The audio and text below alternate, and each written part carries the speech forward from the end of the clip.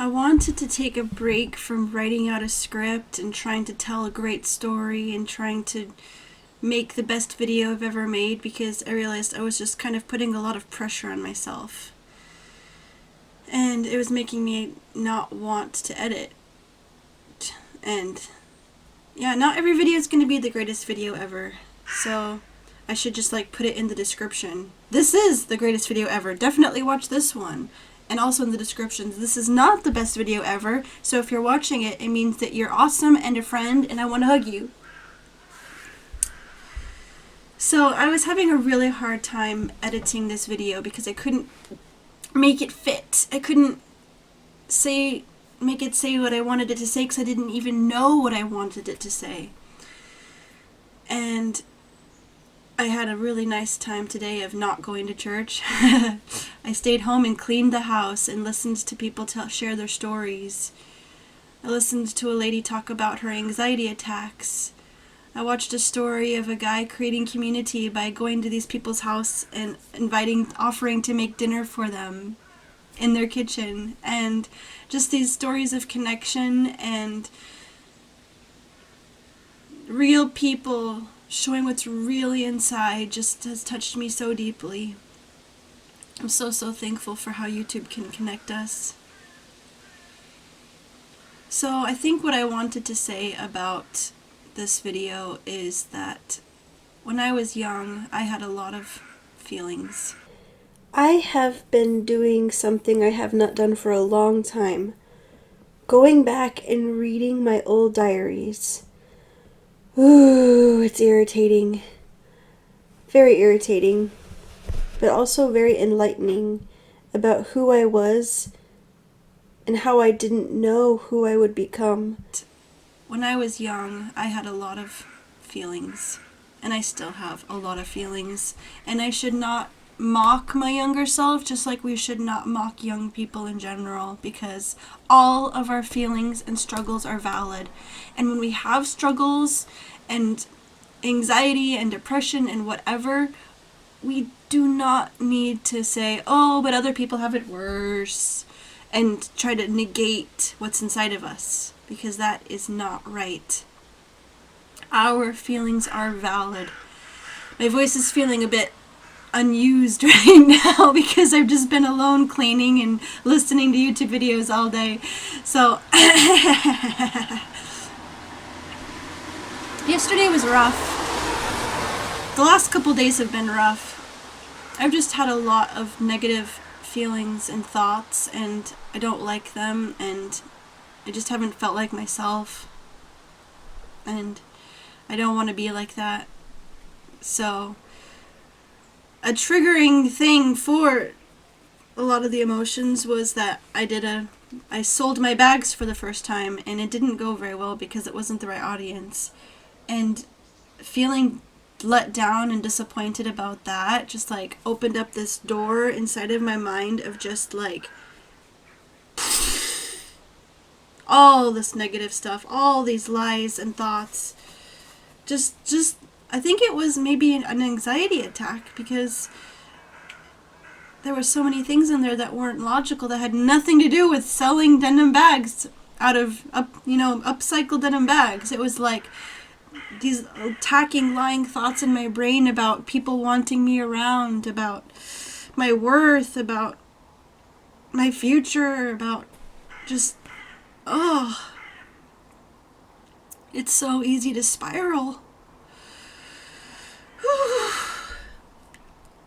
I know that it's easier to spiral when I'm not investing time in God, because I know that I am loved, and I know that God is real. And I know not all of you guys watching this believe in that, and that's cool. I mean, I'm not here to say what you should or should not believe. I'm just here to share my life, and my faith is a part of my life. And when I neglect my faith, I become a person that I don't like to be around, to be inside of. I don't like this mind sometimes. But anyway, I hope that I can edit this into not being a total piece of poop, into something that makes sense, into something that is worth watching. And I appreciate those of you who watch and listen to my heart. And yeah, I can't let YouTube be a place where I have to be perfect and I have to tell a perfect story, because I don't want it to become that place that is full of pressure. I wanted to share some of those entries with you and share what I wish I could say to younger me. What I wish I could encourage her with, what I wish I could show her. So thank you for watching this, and please let me know what you think afterwards. I'd really appreciate that. June 5th, 2004.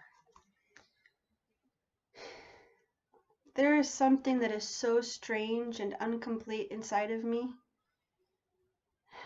I am sad, and a loneliness is sinking into my voice and my mood and my atmosphere. Where do I go? This is it. I graduated yesterday. I walked across that stage and shook hands and took that diploma, and I'm never going back there as a student again. I woke up sad, thinking about my stolen yearbook. My Bible and this book was almost lost forever, too. It's so sad because my parents got a senior tribute. You've never treated life as a spectator sport. You've always been in the arena. Now go change your world with your music, writings, and passion. We are cheering for you, praying for you, and always proud of you. This is your time. Love, Mom and Dad.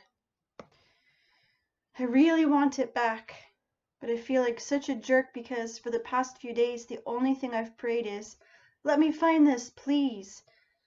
And I'm so sick of losing stuff. These things just push me back. I hate looking at the TV for so long, and then I don't want to look at anything else.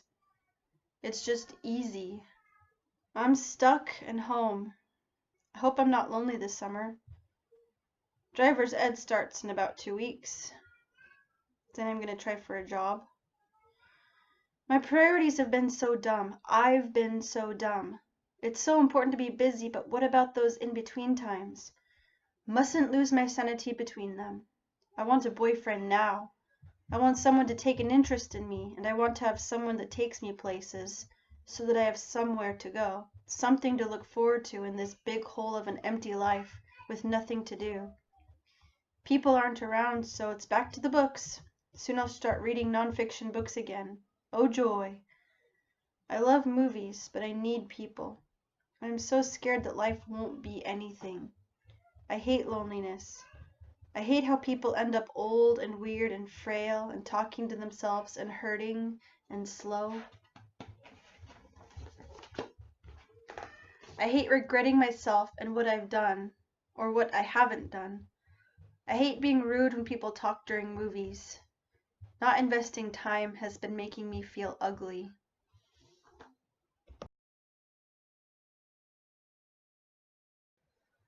July 26th, 2002. I didn't make it in TX. It was a column for teenagers in the local newspaper. I didn't know how I was going to react, or else I didn't want to admit how I would. I'm laying in bed crying, thinking about how I've always thought that I was creative in writing to make up for all the things I can't do. But my writing doesn't fit in amongst a dry, boring, informative group. Or maybe it's all about too much. My weird was too weird. My serious piece was too dramatic and surreal. It's my first technical rejection. Get right back on the horse, except that I don't know where else to go. No job, no future, and eager parents who I'll have to look okay and unconcerned for, so I don't get a lecture. Even if it is a nice lecture about how all great writers had to face hardships, I'll feel like a dork, frozen to the chair with tears falling uselessly all over my face. Maybe you are supposed to cry. Dad says he hates guys who smile and high-five after they lose a game. He respects the guys who hang their head down with the towel over it and their shoulders go up and down. The people who care. I wonder if they know that I'm crying. I wonder if they wish they could do something. I wish I could control my emotions more. I'm mad, I throw. I'm embarrassed, I draw back and turn red. I'm disappointed, I'm sad, I'm confused, I'm happy. I cry. I don't want to be one of those cases of being famous after death. My diaries are discovered, unedited, published. I don't even want to be famous or have a huge house. I just want to be good enough at something to do it for a living. I want to be a writer and a mom in no particular order. If only the "you're not good enough" messages would go away. I have to wait a whole year to try again, but what choices do I have until then? I want to do something. Diaries are all good, but now I want more, to prove to myself that I'm good enough. It's okay, Kate. You got that beautiful life. You aren't making a living doing art, but you are doing art. You are still writing. You are writing this right now in your dining room, while your husband putters around. Your kids are sleeping in their bed. You have friends who love you, not because you feel this big unhealthy push to be funny and crazy. You are confident of what you are able to achieve, and you have a voice.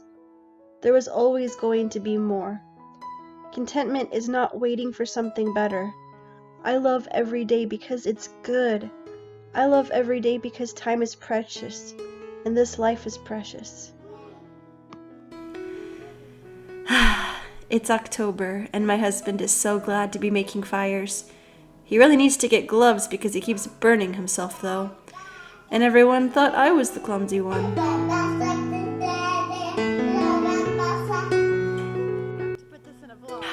I'm excited to be able to get my onesies out. It's so nice to be cozy, and seeing us all in onesies makes me so happy. It's so cute how the kids call each other Olaf and Morten Sven. You are going to spend almost 13 years traveling all over the world doing theater. You are going to perform plays in 5 different languages. You are going to fall in love with the guy who is going to wait for you and fight for you. You don't unzip Sven? That's my job. He's Swedish. There's a reason you had crushes on those blonde-haired, blue-eyed dudes. You are going to be not only a regular mom, but a twin mom. You are going to feel like a failure sometimes, but your thoughts do not define you. The truth has got so much more weight and substance.